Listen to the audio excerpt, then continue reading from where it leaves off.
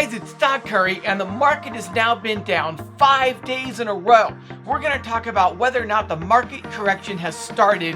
I've also got some major news for you on cryptocurrencies, as well as a few stock picks. So let's get into it! Okay, first of all, let's talk about whether or not this market correction has started. Now, we have more analysts coming out saying that over the next few months, specifically September and October, they're going to be really rocky and shaky for the stock market. There's so many signs pointing to a market correction. And the question is, has this correction actually started? Now, the last 5 trading days in a row were red. And so personally, I am 70% sure that we are at the start of a correction. Now, if the S&P closes below the 50-day EMA or the Dow closes below the 100-day EMA, then I will be 100% convinced. Until then, though, this could just be a normal 3% pullback in the market. We'll just have to see what happens this week to get a little more clarity on whether or not this is actually the start of a market correction or if we're going to have to wait a few more weeks. Now, personally, I sold my SPY and QQQ puts on Friday at the close because I thought, first of all, that Friday was going to be a green day as a rebound day, and it didn't happen. Friday was actually the biggest red day we've had in a long time. So because of that, I think Monday is actually going to be the green day, the rebound day. And then Tuesday's kind of up in the air. So at this point, Monday for me is going to be just kind of sit back, watch, observe, try to figure out what's going to happen in the markets. I don't think I'm going to be doing a lot of plays Monday. I'm just going to sit back and watch and observe and try to figure out where this market wants to go from here. Tuesday, I think I might start coming back in with a few more stocks and options. But over the next few months, my portfolio is probably going to be about 50% short and 50% long, meaning I'm going to have about 50% of my portfolio made up of put options and some covered call spreads and just things that are generally bearish. And then about 50% of my portfolio will be made up on the long side of stock holdings, call options, and put spreads. And so altogether, I'm really just trying to play both sides. I think we are going to see a pretty big downturn in the market. On the flip side, it might not happen yet. It could be a few more weeks. So that's why I want to be about 50% short, 50% long. But right now, since it's so uncertain, most of my portfolio is just cash. I'm just holding cash. I'm just waiting to see what's going to happen. Now, I do have quite a bit of crypto as well, and so when we get to the stock picks portion of this video, I'm going to have some really big news for you guys on the crypto side before we actually get to the stock picks. I've got 2 new cryptos I need to talk to you guys about that just popped up on the radar that are incredible long-term holds. And then we're going to talk about some huge news on Cardano and how it compares to Ethereum. And so all of that's coming up in a few short minutes. Let me just say that if you are new to this channel, my name is Stock Curry. I used to work as an analyst for some large investment banks, and now I analyze stock picks on YouTube. Every day I watch hours and hours and hours of YouTube videos, and then I consolidate all of the stock picks from the top YouTubers and I put them together in a single video. I give you both the cliff notes on their stock picks as well as my analysis on their stock picks. Now, if anything I talk about today piques your interest, make sure you listen to who I say talked about that stock and go watch their video to get the full details on what they said. Now, all I ask for putting all of this together for you guys is that you hit that like button, subscribe, and follow the page so that you can get notified when I release my next video. In fact, I'll give you 5 seconds to do that right now.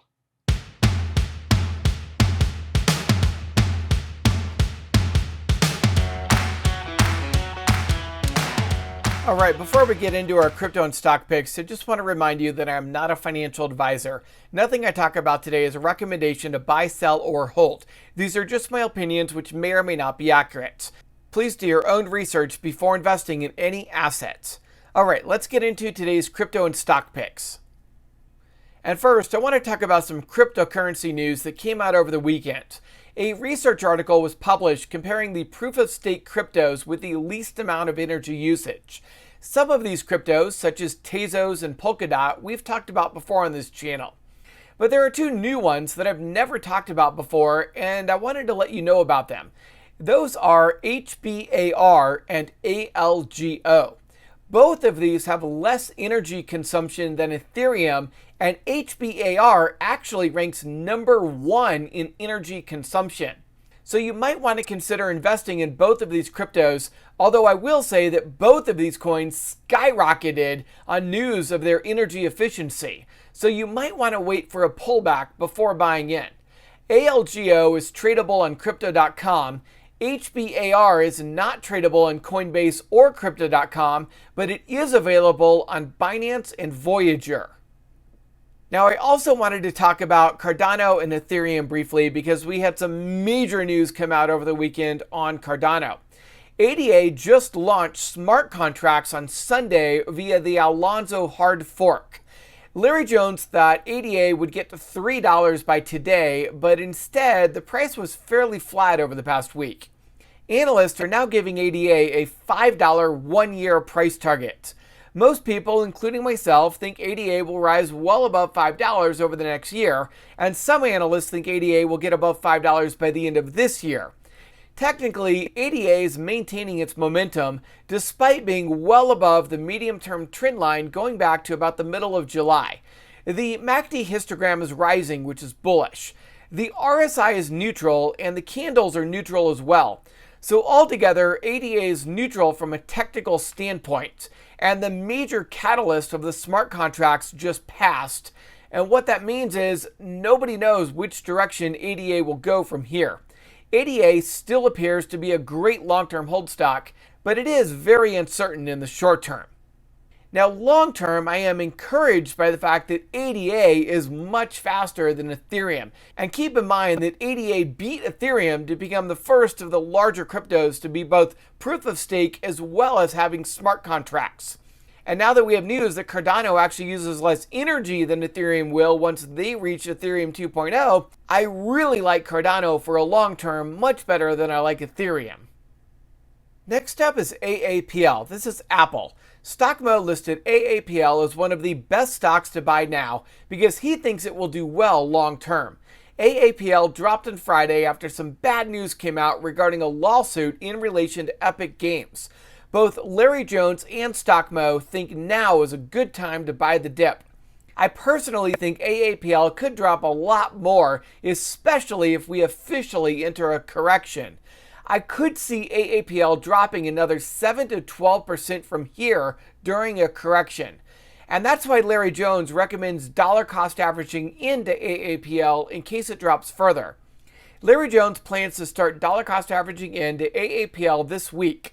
He also said that he believes AAPL should be in everyone's long-term portfolio. And of course, I also included AAPL in my list of the top 15 long-term hold stocks to buy. Next up is AMZN. StockMo listed AMZN as one of the 5 best stocks to buy now. He likes how AMZN is up 0.5% last week, even after 5 straight red days in a row. AMZN was already severely beat down back in August, so it's not as susceptible to a market correction as a lot of these other stocks are. I will say that in the short term, the MACD is falling along with the RSI and the candles, so there's a chance that AMZN will drop back down again, possibly down to the 200-day EMA at around $3,275. Next up is ATER. This is Ethereum. ZipTrader explained how short interest is at the highest point ever on ATER, even after the most recent run-up. ZipTrader is surprised at how fast and how consistently ATER has run up, despite not having that much interest in the retail community. Now, I actually sold my ATER call options on Friday when ATER got close to $13. The reason is because ATER has strong resistance at $12.50. Also, ATER is now in overbought territory, which makes the likelihood of a small pullback higher. ZipTrader said that he expects a breath early in the week, followed by a rebound rally later on. I am considering reopening my ATER call option positions once ATER drops down to between $9 to $10. Once the rally starts again, though, ATER will need to close above $12.50. Once it does that, it will be free to run to the next resistance level of around $16.50. After that, ATER has very strong resistance at $20.50. Next up is CHPT. This is ChargePoint. They're the largest charging station company in North America. Their market share is down to 45%, but they are starting to expand globally. Keenan Grace reminded us of how the infrastructure bill could be a big boost to CHPT.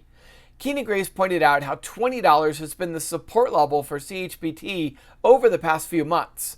I noticed the same thing and bought some call options on CHPT on Friday. Quite a few people who follow me on Twitter and the Discord joined me in buying call options on CHPT. I started out small since the chart is still bearish, with the RSI dropping, the MACD dropping, and the MACD about to form a death cross. If CHPT drops down to $19.50, that is when I will load up on CHPT call options. And Chris Sane also told his viewers to re-enter CHPT. Chris Sane gave the same guidance that I gave, which is to buy in a little at the current price and then load the boat if it hits $19.60. Chris Sane gave a $27 to $30 short-term price target on CHPT, and personally I have a $26.50 price target on CHPT. Next up is CLOV. This is Clover Health. This is a Medicare Advantage provider. ZipTrader explained how despite the fact that this most recent rally is dying off, CLOV almost always rebounds once it hits $7. He likes the idea of buying in at around $7.50.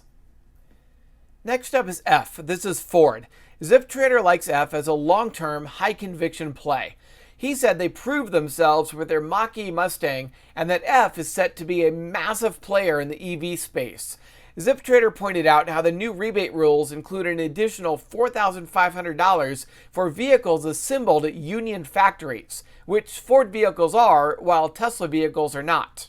The price limits on the EVs also mean that more Ford vehicles will qualify for the incentives than Tesla vehicles will.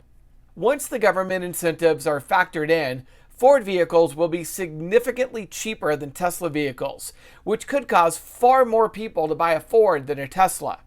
Keep in mind that for over a decade now, TSLA has had very few competitors. But over the next few years, both F and GM will be significant competitors in the EV space. ZipTrader also said that since we have a lot of FUD surrounding the EV market, including chip shortages and other supply chain issues that are beating down on the share price of F and others, that now is the best time to buy. You don't want to buy F and GM when they have a lot of vehicles rolling off the line. You want to buy now when there's a lot of FUD and people are scared of these stocks. Next up is FB. This is Facebook. StockMo said the fact that FB was up 1% last week when the market was down for 5 straight days in a row is a good sign. StockMo listed FB as one of the best stocks to buy now, but he didn't give any information outside of the fact that he likes it for a long-term hold. So I'll just let you know that FB is forming an ascending triangle right now, which is a very bullish technical pattern. The problem is the RSI is neutral, but the MACD is actually negative. The MACD histogram is dropping, and the MACD is about to form a death cross, which is very bearish. So FB has very bullish candles, a neutral RSI, and a very bearish MACD. So it's really hard to say where FB is going to go from here in the short term, but long term, this should make a great long-term hold stock. Next up is GOOG. This is Alphabet, also known as Google. StockMo listed GOOG as one of the best stocks to buy now. GOOG is down about 2% over the past week. It appears to be falling along with the market. I would wait for a full market correction to finish before buying GOOG. I think there's a good chance that you'll be able to buy GOOG at a 10% discount from here. The last time we had a market correction in September of last year, GOOG dropped down to the 200-day EMA. The 200-day EMA closed Friday at $2,332, or a $500 discount from Friday's closing price. And next up is GS. This is Goldman Sachs. StockMo listed GS as one of the best stocks to buy now as both a value play and an inflation play. You might recall that I listed GS on my list of the top 15 long-term hold stocks as well. In the very short term, GS was down 2.5% last week, and I believe it could drop much further if we get a market correction. I would wait on this one because you might be able to pick it up for a 10% discount from Friday's closing price. Being able to buy GS for around $375 later this month is a real possibility. Next up is HNST. This is Honest Company. They're an ethical consumer goods company founded by Jessica Alba. Jeremy with Financial Education bought a large amount of HNST last week. He likes how HNST is a consumer goods company which usually does well during recessions, since people continue to buy the things they need, such as food and diapers, no matter how difficult their finances get. Jeremy with Financial Education has been buying more and more recession stocks to protect his portfolio from a major market crash or significant downturn in the economy. The other recession stock he bought was RH. Now, just looking at the technicals on HNST real fast, I do see that this stock is very bearish. The candles are below all of the EMAs, the RSI is dropping, and the MACD histogram is dropping as well. So personally, if you like this stock, I would wait to buy it because it is very bearish right now. And our last stock for today is LCID. This is Lucid Group, and they're an American EV manufacturer. Keen and Grace talked about some of the reasons why LCID has struggled to rise recently. First, LCID promised that deliveries were to start this year, and some PIPE investors, which are the early investors, are concerned that LCID won't be able to keep that promise. Another major risk is the possibility of future share dilution. LCID wants to increase the number of authorized shares from the current 500 million all the way up to 15 billion. Now, it will often take 7 to 10 years for a company to use those shares. But over the next 7 to 10 years, there will most likely be a lot of share offerings along the way. LCID is going to need to raise significant amounts of capital in order to get production started and grow the company. We've seen this time and time again with NIO. The good news is that if LCID can successfully deliver and increase their production and delivery numbers over time, then the share price will grow despite the share offerings. But if LCID fails to meet their delivery numbers, for example, if they fail to start deliveries by the end of this year, then that could tank the share price. Now, I will tell you that in the short term, technically, LCID is very, very bullish. The candles are rising with the candles now above both the 10-day and 300-day EMAs. Remember, the 10-day is the key level. We also have the RSI rising, and we have the MACD rising, and we have the MACD about to form a golden cross. All of these point to LCID being very, very bullish in the short term. I have an LCID call option, and I'm considering adding on some more LCID call options on Monday. Alright, I hope you enjoyed this video and get a lot out of it. Comment down below what your favorite cryptocurrency pick is. And don't worry, scammers aren't going to bombard the comment section. I block them all. I actually take the time to review every single comment to make sure it's not a scammer. And if it is, they're gone. It's just you, my community, talking with me, talking with each other. So go ahead and comment down below what your favorite cryptocurrency pick is. Now, if you're looking for a broker to trade either crypto or stocks on, you can sign up for Webull using my link in the description below. When you sign up for Webull using my link in the description below and deposit just $100, Webull's going to send you 2 free stocks worth up to $2,300. Now, if you're not a U.S. resident, or if you're looking to trade OTC penny stocks, or if you just don't like payment for order flow, then I recommend Interactive Brokers. Interactive Brokers is a great trading platform. They have highly discounted trading throughout the world. And I've got some really, really big news coming up tomorrow on Interactive Brokers, so stay tuned for that. Both Webull and Interactive Brokers offer the full pre-market and after-hours trading from 4 a.m. until 8 p.m. Eastern Time. And I do want to let you know that I have material connections with both Webull and Interactive Brokers. So whenever you sign up for either one of those, not only are you getting a great broker to trade with, you're also helping me to continue to produce these great videos for you. Now, finally, I want to remind you to hit that like button, subscribe, and follow the page if you haven't already. I hope you have a lot of success trading, and I will see you tomorrow.